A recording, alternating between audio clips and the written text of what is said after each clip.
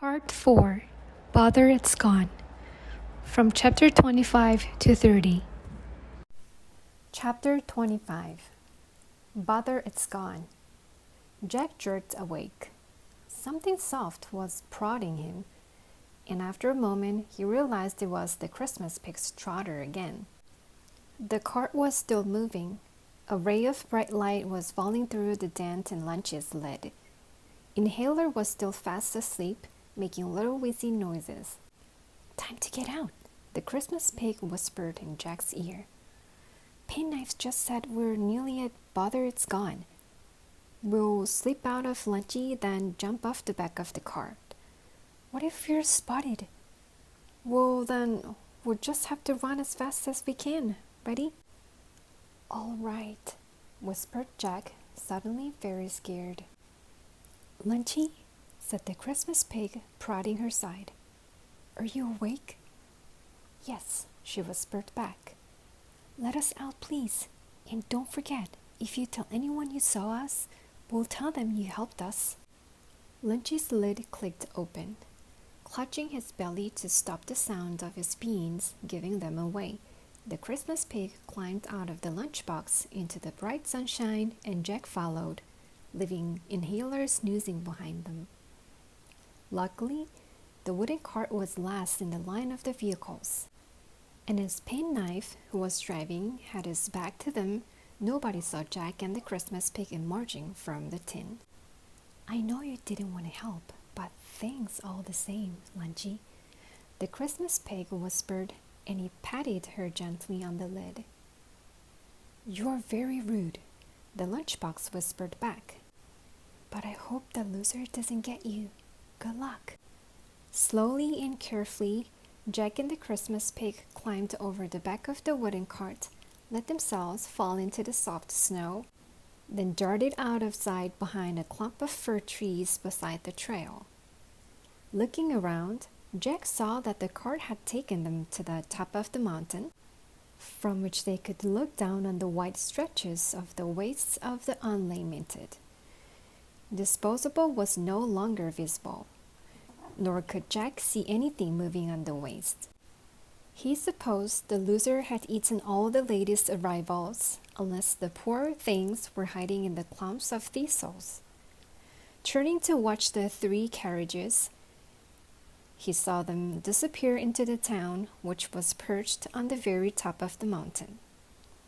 A glossy painted sign near Jack and the Christmas pig's hiding place gleamed in the sunlight. On it were written the words, "Welcome to Bother It's Gone." "We will wait till they're out of sight," said the Christmas pig. "Then sneak in town and try and find a toy who might know DP." Once the carriages had disappeared, they hurried up the trail and into Bother It's Gone. The new town was nothing like Disposable. Everything was clean and well tended. The snow-covered houses were all as snug, neat, and pretty as if they were made of gingerbread, their front doors painted in different colors.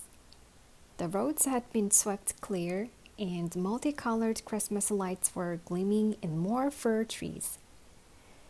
In spite of being cold and shivery in his pajamas, Jack felt his spirits rise. He could just imagine DP living in one of these little houses. It definitely seemed like a place where things that were loved would be sent. "Let's try this way," said the Christmas pig, pointing up a side street. It really was the prettiest little town Jack had ever seen. Through the snowy windows of the houses, he glimpsed roaring fires and cuckoo clocks, thick rugs, and comfy armchairs. The things they passed, a school tie and some exercise books, a fountain pen, and an old button, looked far more cheerful than those back in Disposable. Jack was sure these things must be valued out there in the land of the living to have been sent to live in such a nice, cozy place, yet he couldn't see any toys. Finally, he spotted a black chess piece who was standing talking to a large old-fashioned address book, whose cover was decorated with roses. "Let's ask the chess piece if he's seen DP," Jack said to the Christmas pig. Said the Christmas pig. "I'm not sure. A chess piece isn't really a toy." "He's the closest thing we've seen," said Jack. "Well, all right," said the Christmas pig. "But don't mention having a cartoon." I know, said Jack. So they drew into a doorway to wait for the chess piece and the address book's conversation to end. In 5 minutes' time, Mr. Knight, "All right," the address book was saying in a voice that rang all the way down the street. "Naughty, Mr. Knight. I shan't let you miss another one. We're starting in the main square and I won't take no for an answer. The tour will finish up at the town hall where the mayor's most graciously agreed to show us around. 5 minutes, Mr. Knight. Don't forget or I'll be very upset." Laughing gaily, the address book bustled off, leaving the chess piece behind. As soon as she disappeared, the chess piece started to hop off in the other direction, going so fast that Jack and the Christmas pig had to run to catch up. "Excuse me," said Jack. "Yes," panted the chess piece, coming to a halt. His top part was shaped like a horse's head. "Have you seen a toy pig?" asked Jack. "He's about the same size as this pig, but he's grayish. His ears are wonky and his eyes are buttons." "No, haven't seen any pig like that." "You don't get a lot of toys and bother it's gone," said the chess piece. "Now, excuse me, please. I'm trying not to get roped into another one of Addie's tours." With these words, he gave a little whinny and hopped off again, disappearing into one of the snow-topped chalets and slamming the door behind him. Chapter 26. Addie, the Address Book. Jack was very disappointed to hear that there weren't many toys and bother it's gone. Where could DP have been sent then? But before he and the Christmas pig could discuss it, a loud whistle made them both jump. Jack was scared the whistle was some kind of alarm to tell the citizens of Bother It's Gone that something was there that shouldn't be. However, the whistle was followed by the mistakable sound of a steam train approaching. "Interesting," said the Christmas pig, winkling up his snout again. "Where's the train come from? Let's go and have a look."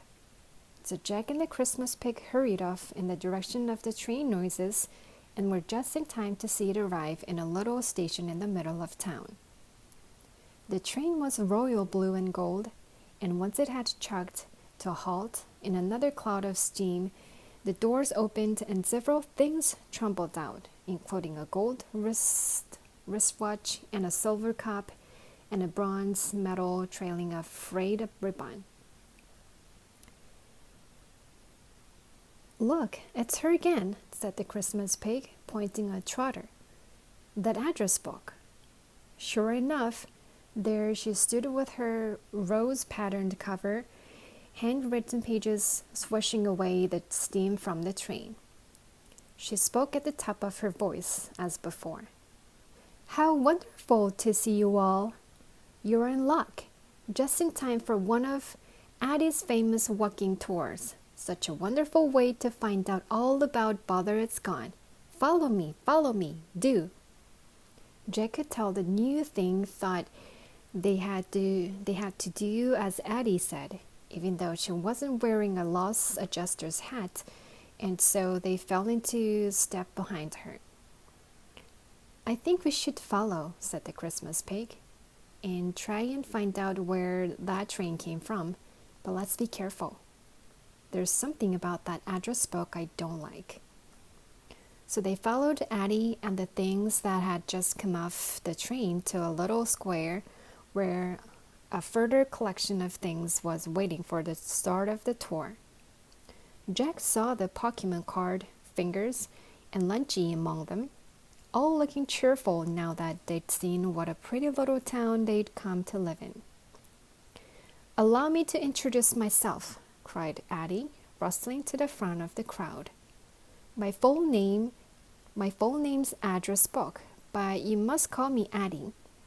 As a long-standing resident of Bother It's Gone and a close personal friend of the dear mayor, I like to conduct these little tours to help everyone feel at home. Follow me, please, and if you've got any questions, don't hesitate to ask. She bustled off up a new street and everyone followed. Jack and the Christmas pig found themselves walking behind the gold watch they'd seen just get off the train. "Just arrived?" asked the watch as he wiggled along. "Yes," said the Christmas pig. "Didn't see you on the train." "No," said the Christmas pig. "We were adjusted from disposable." "Ah," said Watch. "That would explain it." The wristwatch had words engraved on its back. Jack noticed. "To Bob, with love, from Betty." "Are you looking for my inscription?" the watch asked Jack. Yes," said Jack, hoping it wasn't rude to look at the thing's inscription. "Huh," sighed the wristwatch. "Well, Betty and Bob don't love each other anymore. I know that much. The moment they told me I was being adjusted, I thought they've split up. Solid gold, I am, and Bob was very upset when he first lost me. But something must have changed up there. Bob clearly doesn't miss me as much as he did at first, or they wouldn't have made me move out of." "No talking at the back there," cried Addie, "or you won't get the full benefit of my tour. Now we're just passing a rather nice chalet, one of the best in town, and it so happens to be mine," she said, with a peal of laughter. "And here to our left, the residence of a rather charming silver-plated bookmark. So important to have well-bred, well-read neighbors. The previous occupant was a grubby old school timetable," she added, with a shudder. What a dreadful impression it gave newcomers to see him as soon as they arrived. "Now for those of you who've come here straight from Miss Slade," Addie went on, leading them round a corner. "I should explain that there are 2 towns in the land of the lost, Disposable and Bother It's Gone." The hands on the watch's face bunched up at these words, giving him a puzzled expression. "No, madam," he called out to Addie from the back of the crowd. "I think you've been misformed. Metal, cup. And I were sent here from—" "There are only 2 towns in the land of the lost," cried Addie, coming to a sudden halt and wheeling about to face the crowd, who all stopped so abruptly that some of them bumped into one another, and the silver cup toppled over and had to be helped upright again by a pair of furry mittens. "2 towns," repeated Addie, glowering around them all. "One for the good things and one for the bad. Disposable is for worthless objects, ones that are easy to replace, whose loss is barely noticed in the land of the living. But Bother It's Gone is for special things. Everything in Bother It's Gone caused our humans a great deal of trouble when we were lost. We are valued. We're important. I, for instance," continued Addie, "spent 50 whole years in the position of a lady up there." She wrote the names and addresses and telephone numbers of her family and friends inside me. I was the only place she kept this important information. Addie flicked her pages and everyone saw the dense, spidery writing of the old lady. Imagine the trouble it caused when she lost me.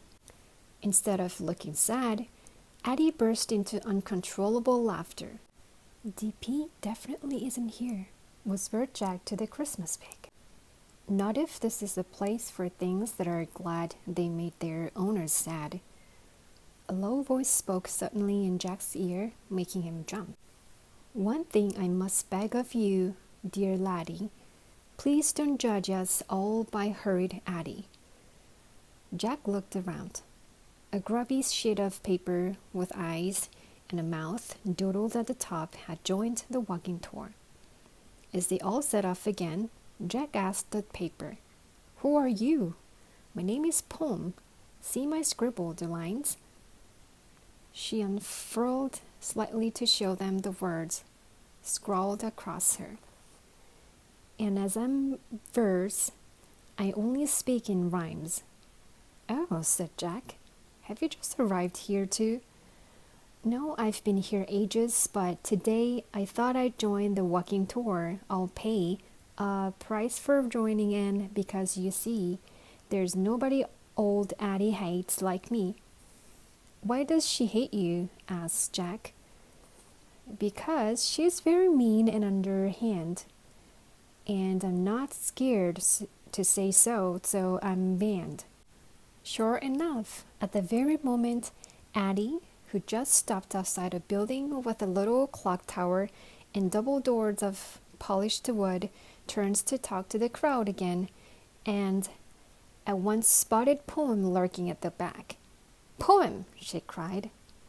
"Run along now, dear. The mayor told you you're not allowed on my walking tours anymore." "Oh, sorry to intrude.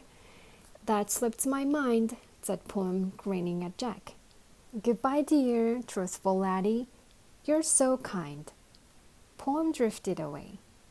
Addie hitched her wide smile back onto her flowery face and said, "A little tip for newcomers. You should avoid Poem. She's mad, quite mad. She lives in with somebody even madder. I've been trying to get them both adjusted to disposable, but no luck so far. Now I'm going to knock on the town hall's door, and if you're very lucky, the dear mayor will show us."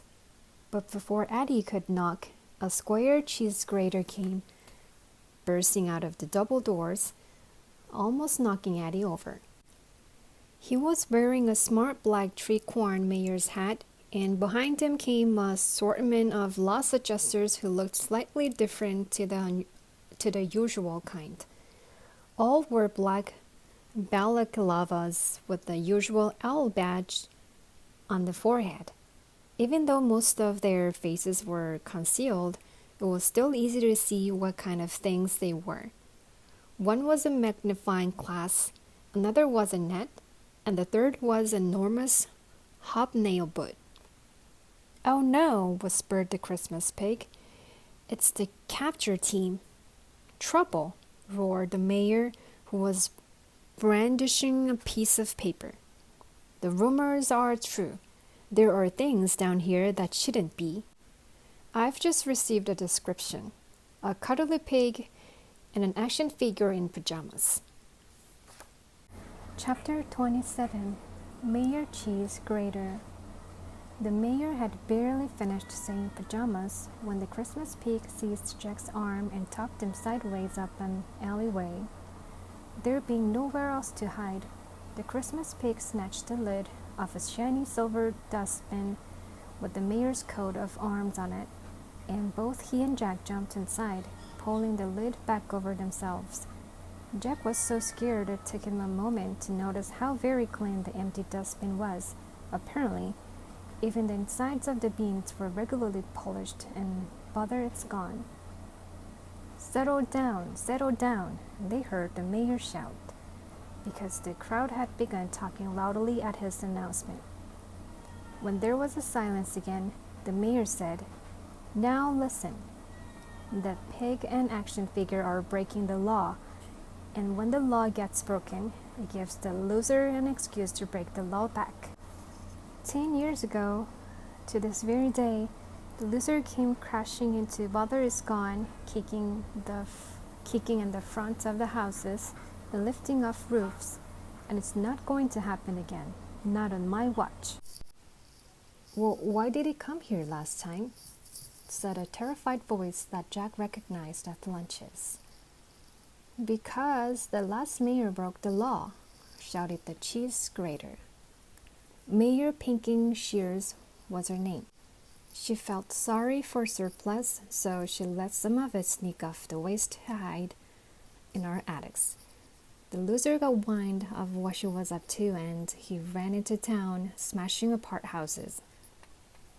He scooped up all the surplus and ate it, and gobbled up a few things that had done nothing wrong as well. And last of all, he grabbed Pink and Shears and took her off to his lair, screaming as she went, and she's never been seen again. That's when I became mayor, roared the cheese grater. And from the moment on, the law's being kept. Once a week, the law adjusters and I conduct a thorough search of this town to make sure there's no thing here that shouldn't be. Right, everyone goes straight home, and no loitering. Addie will tell newcomers where their houses are. You're to stay indoors until I give the all clear. Jack and the Christmas pig remained squashed up in the bin, which was very tight-fit, listening to the crowd dispersing. What if the gold watch tells them he saw us? Whispered Jack. Or the poem, or Lunchy. Then we'll be in deep trouble, the Christmas pig whispered back. But they all seemed like good things. Hopefully, they won't tell. After a few minutes, the tramp of things heading home had faded away. Now all that remained were the voices of the mayor and the capture team. They wouldn't be stupid enough to come right into the center of town, said the mayor confidently. I suggest we spread out and work from the outside in. The capture team agreed, and they heard them moving away, calling to other loss adjusters to come and help search. The loudest noise of all came from the hobnailed boot, which made a menacing metal clunk with every step it took. That boot's name's Crusher, the Christmas pig whispered in Jack's ear. One of your socks told me about him. He's a favorite of the losers. Crusher's allowed to stamp all over things if he catches them. After that, even if they're found, they're too broken to be of any use. Jack slightly wished the Christmas pig hadn't told him this. Did you hear what that watch started saying before Addie stopped him? The Christmas pig went on. Yes, said Jack. He came from a third town. Which makes sense, said the Christmas pig, because there were 3 doors and mislaid. Exactly, said the Christmas pig. So DP must be in the last town, said Jack. Yes, he must, said the Christmas pig. You know, I think our best hope is to try and sneak onto that train and hide, and let it take us to the other town. But we will wait until dark. We've got no chance if we get out now. And so they waited for nightfall. At last, when they thought it was dark enough, they tried to get out of the bin, but somehow they'd become wedged in together. After a lot of wriggling, Jack managed to clamber out, and then he had to tug quite hard on Christmas Pig's trotters until he came free, and they both toppled over onto a pile of snow, the Christmas Pig on top of Jack. Thank you, panted the Christmas Pig. Sorry about that. My beans had settled. It's okay, said Jack, who was now both chilly and wet again. He got up, brushed himself down, and they crept off in the direction of the station, making sure to keep to the shadows. They'd only gone a short distance when the mayor's voice came booming suddenly over loudspeakers on every corner. Attention, all things! Attention, all things! We believe the surplus pig in action figure have moved into the center of town under cover of darkness. Bolt your doors. Shutter your windows. Anybody helping the surplus will be given to the loser.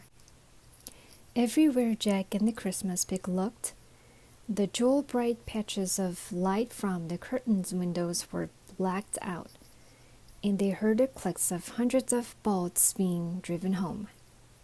When Mayor Cheese Grater had repeated his warning a second time, a ringing silence fell over the town of Bother It's Gone. The things that lived there seemed suddenly too scared to even talk inside their own houses. Jack's breath made a cloud of mist in the icy air as they stole ever closer to the station. Shivering, he realized he had left his blanket behind in the mayor's bin, but all he cared about now was getting out of Bother Is Gone, which no longer felt a friendly, cozy place at all. The station was in sight just across the road when they heard a rough voice up ahead. The Christmas pig pulled Jack into a dark doorway, and Jack held his breath, so the mist wouldn't give them away. "You four, follow Spyglass to the western section. You lot, go with Ned and search the east. The rest of you, follow me." Jack heard the lost adjusters setting off in different directions, and again the loudest voice of all was the stomping of the gigantic hobnail boot called Crusher.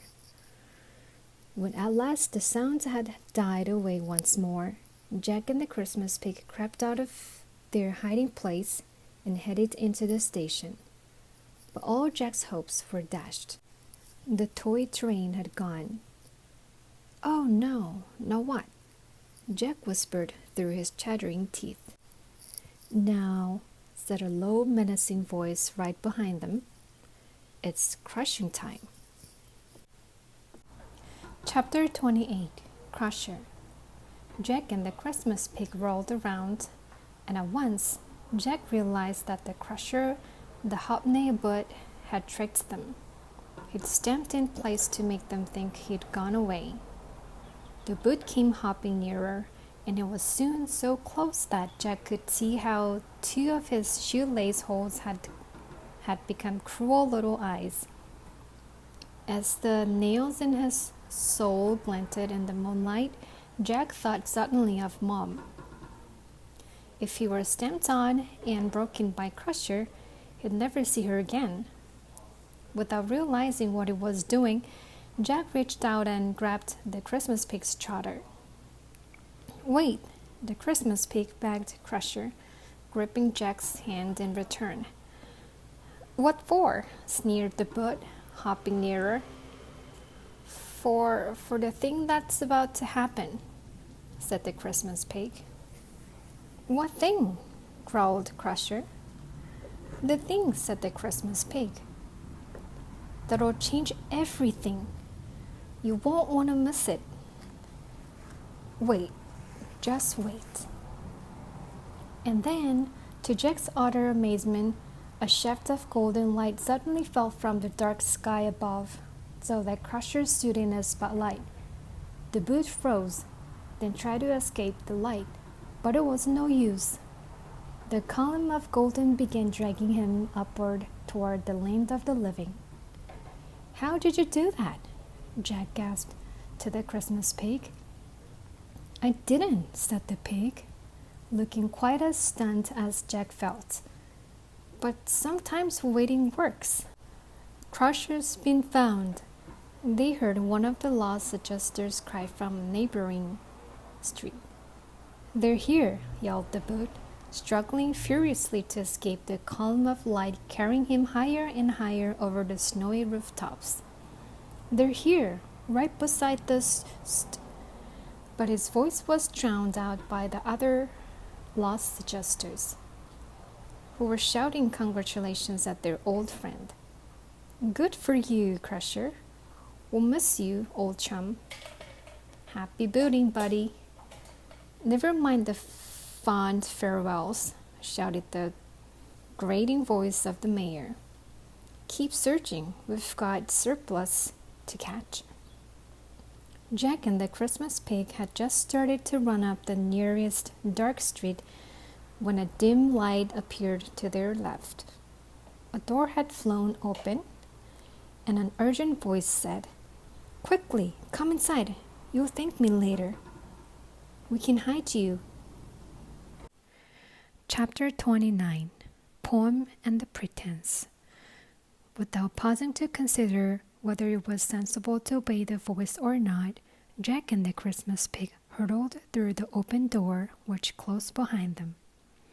From that dreadful Grater, finished Poem, the whole of the house was dimly lit. Poem's scribbled lines were barely visible. You aren't going to give us to the loser, aren't you? Jack whispered. What kind of traitor do you take me for? You needed help, so I opened my door. Sorry, said Jack. I didn't mean. We're very thankful, the Christmas pig assured the Poem. Poem smiled. No harm done, dears. Suspicions, common sense. Now coming to the prologue, they followed the Poem into a small sitting room. Meet Pretense. Dropped in a seat beside the fire was the strangest thing Jack had yet seen in the land of the lost. In fact, he couldn't make out whether it was a thing, a person, or a ghost. We had the shape and look of a teenage boy, though shrunk to the size of Jack and the Christmas pig, and you could see right through him. Gold medals hung around his neck, and he had a lipstick's kiss on his cheek. He was dressed like a rock star, with a black leather jacket and pointed boots. When he saw Jack, the Christmas pig, this strange thing jumped up and said, "Hi, my friends at my old school called me Lippo. I've got a girlfriend who lives in another town. She's really pretty. She kisses a lot. There are the medals I've won for karate. I could kill you right now with my bear. Now not the time, Pretense. Please save your lives," said Poem sternly. "These things are running from the loser's spies." Pretense scowled. "You can talk about lying. You're completely made up. Great poems tell the truth. Your fibs aren't art," said Poem in a dignified voice. Turning to Jack and the Christmas pig, she added, "He can't help lying, but he is good at heart." Pretense glowered and kicked the edge of the rug. "I could kill someone with my bare hands if I wanted," he mumbled sulkily. "I could." "Please sit down by the fire, get warm and dry," Poem told Jack and the Christmas pig, ignoring her housemate. "And then we'd like to help Pretense and I." "This is very kind of you," said the Christmas pig. "Yes, it is," said Jack. "Thank you." He took the armchair nearest the fire and stretched out his freezing hands and feet to the flames. Being made of paper, Poem was staying well away from the fire, and Pretense slumped back down in his chair and said, "Poem told me she'd met you two on one of Addie's walking tours. I hate the address book. She's an even bigger liar than I am." "Pretense, you never spoke of truer word," said Poem approvingly. "To hear her talk, you'd think she's only heard of Disposable and Bother It's Gone. Embarrassing the way she carries on." "So there is another town apart from Disposable and Bother It's Gone?" asked Jack. "Of course, the one beyond the golden door, which Addie knows of, that you can be sure. But Addie likes to think herself a queen, the most important things there's ever been. And so she tells herself it can't exist, that wondrous place, the city of the mist." Jack and the Christmas pig exchanged excited looks. "The city of the mist, did you say?" asked the Christmas pig. "That's right. We know it well, Pretense and I. For once it was our home. I'm going to cry. Sure enough. A single tear leaked out of Poem's eyes and made an inky tickle down her page. Why aren't you still there? Asked Jack. Poem moved a little closer to the fire and smoothed herself out to show them the many crossing out and corrections all over her body.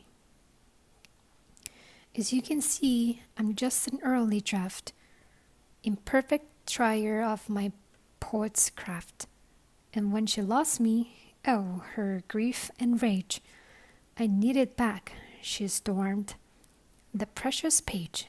She swore my loss meant she could write no more. And so they sent me through the golden door and put me on a train of royal blue and treated me with kindness, for they knew how deeply I was missed. But soon that changed. My poet tried again. She rearranged my words, my rhymes, my meter. Finally, she knew she'd made a better poem than me. The lost adjusters came and brought me here, where I'll remain forever, for I fear I've now become a curiosity. No longer does my poet cry for me. As Poem wiped her inky eyes, Pretense sighed and said, Poem and I have been friends since we met in the city of the mist. My owner was a teenager. He had to move to a new school, miles away from all his old friends. He felt lonely and frightened of that bulky Kyle Mason, so he made me. He pretended he could do karate and had a girlfriend and a cool nickname back in his old school, but the other teenagers soon saw through me. He didn't want to lose me. He was forced to. Losing me made him feel lost at first. He missed me dreadfully, so I was sent through the golden door and mislaid, just like Poem. But as time went on, my owner began to miss me less. He slowly realized it was better to tell the truth and have people like him for who he really was. That's when I was adjusted and sent to Bother Is Gone. One day, I dare say he will be ashamed he ever had me at all, and when that day comes, I'll be shoved out onto the What was that? Said the Christmas pig, and Pretense fell silent. From a few chalets away came from shouts and bangs. Uh-oh, said Pretense. They're searching the street. Chapter 30. The Tunnel. We've got to get to the city of the mist, said Jack. Because, don't tell us why, it's safer far that way, said Poem. The less we know, the less we can betray. Will the train be back soon? Asked the Christmas pig. Not for hours, said Pretense.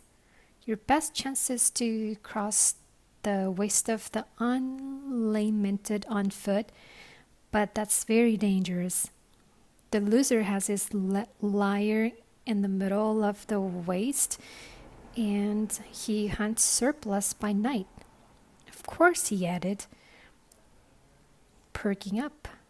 If I came with you, I could karate chop him to death. Not now, Pretense. They're running out of time, said Poem. Turning to Jack and the Christmas pig again, she said, You've just one hope, a secret friend of mine. Though some may call her cracked, she's loyal and brave, and many are the things that she's helped save. For I'll confess, now we're all safe inside. You're not the only surplus we've helped hide. Sometimes, from the waste we give things shelter, they need a break from running helter-skelter. We've also sometimes helped things run away. It's crazy for a hunted thing to stay, and bother it's gone with our horrid mayor, who rules by fear and doesn't care what's fair.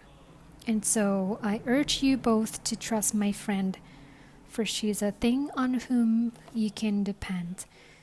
When you say your friend's cracked, began Jack, worried. A little mad, but you two need a guide. With her, you've no chance. Without her, you've no chance. Many have tried. Then please, said the Christmas pig, as the noises of the lost adjusters grew even closer and louder. Introduce us to your friend. Poem gestured for Jack and the Christmas pig to follow her. Pretense jumped up too, and came after them into Poem's bedroom. I could come with you, and I could get my girlfriend to help. Just shift that rug and open the trap door, Poem told Pretense sternly. Then close it once we've gone. You know the score. Do your favorite thing when the doorbell rings. Pretend you've never seen these wanted things. Pretense opened the trapdoor beneath the rug. Poem dropped into a hole beneath, being so light she couldn't really hurt herself. Whereas Jack and the Christmas pig climbed down the ladder inside. Good luck, Pretense called after him. And I do have a girlfriend, and she's much prettier than Kyle Mason's. The trapdoor banged shut, and Jack and the Christmas pig and Poem set off a long, narrow tunnel that ran steeply downward, leading to the bottom of the mountain they'd climbed earlier on the wooden cart. Who made this tunnel, Poem? Asked the Christmas pig. A solid silver spoon, or so things say, said Poem. It happened long ago, before my day. He thought it quite beneath him, the small town, and so by night he dug and dug straight down. The warnings of his friends that fall dismissed, his only goal, the city of the mist. He never understood it's not your cost that matters in the kingdom of the lost, but whether you once touched the human hurt and how it hurt them when you had to part. And did the spoon reach the city of the mist? Asked Jack hopefully. He reached the waist of the unlamented. Soon he foolish planned the spoon repented. A hunting came the looser crossed the plain. The silver spoon was never seen again.